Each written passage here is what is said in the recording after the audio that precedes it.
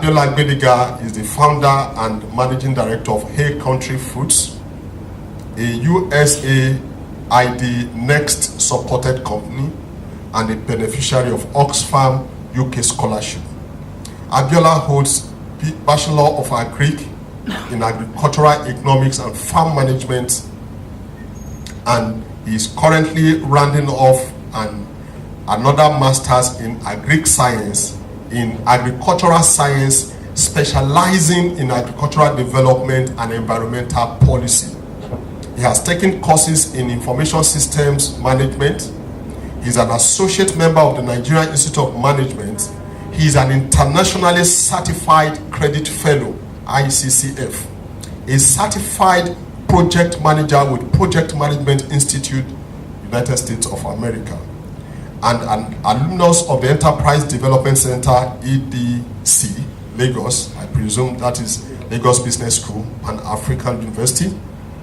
Abiola has been a teacher, a marketer, a relationship manager, a credit analyst, and a banker of over a decade. He has been part of different agriculture-based projects in Nigeria and South Africa. Abiola's passion lies in agriculture and has been involved in different aspects of farming and agriculture. He's an ardent believer in Nigeria that is self-sufficient in food production. He's an ardent believer in Nigeria that is self-sufficient in food production. He's married with children. Please, this evening, church, can we be on our feet and let's give a big round of applause to Mr. Abiola Agbeniga. So we're supposed to be talking about agriculture and agribusiness. So when you want to do agribusiness, you need to have that mindset that this is a business and everything else that applies to business should apply. Now, that's the first background I like to set. The second thing is that just like every other business that we do, if you want to be an agripreneur, you need to have a specific goal. In other words, you should make up your mind what aspect of the value chain you want to play in. By that I mean that you should make up your mind whether you want to play in agribusiness for the short term, for the medium term, or for the long term. And when you have made up your mind, you need to be prepared to pay the price. What are some of the reasons why agribusiness is very important? The first reason is that it's a key sector of the Nigerian economy and across the world. Agriculture is actually the mainstay of humankind, not just of any nation, because people must eat.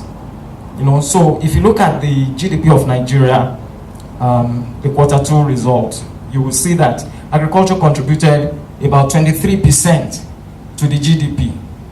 And agriculture also employs about 65% of labor in Nigeria. So that means that if we have 74 million people working in Nigeria, agriculture alone employs 65% of that. So that's very, very significant. And then we also have to talk about foreign exchange. There has been a shift from oil to agriculture now.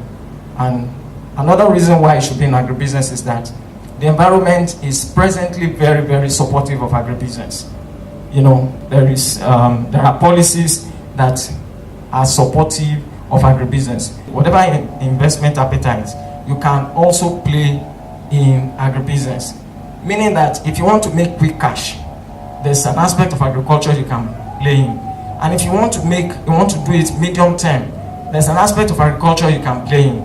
And if you are in it for the long term, maybe it's your retirement plan, you want to set it up, you want to be in it for the long haul, there are things you can do in agriculture. And that's why I said at the beginning that it is important that you have a goal. That goal will guide what sort of investment you make in agriculture.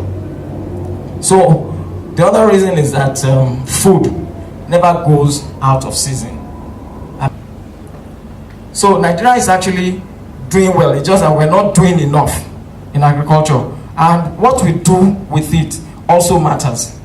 And I say that because Thailand doesn't grow as much cassava as Nigeria, but they are the largest exporter of cassava in the world. He or she wants to be involved in agricultural product processing, but without planting crops. So he doesn't want to do primary production, but he wants to do processing. So what's the best way to go about that? Yeah, it's very easy. You set up a processing facility, and then you get a group of farmers to supply you. Is that easy? Well, maybe I'm making it look. I think so. Maybe you are expecting something very esoteric. You know, it doesn't have to be. I mean, business is business. The way you are processing is the way others are processing as well. So that means that you have to compete for inputs. You understand? You have to compete for inputs. So you have to factor in all of this. You understand? So you need to go to the best place to source that commodity. I'll take an example. One of the products we produce is curry. We produce curry, you know, and we buy most of the materials, the raw materials from Kano. You understand? That's the same market other processors go to. Okay. You understand? So you have to understand the terrain. You have to, otherwise they will take double the money from you.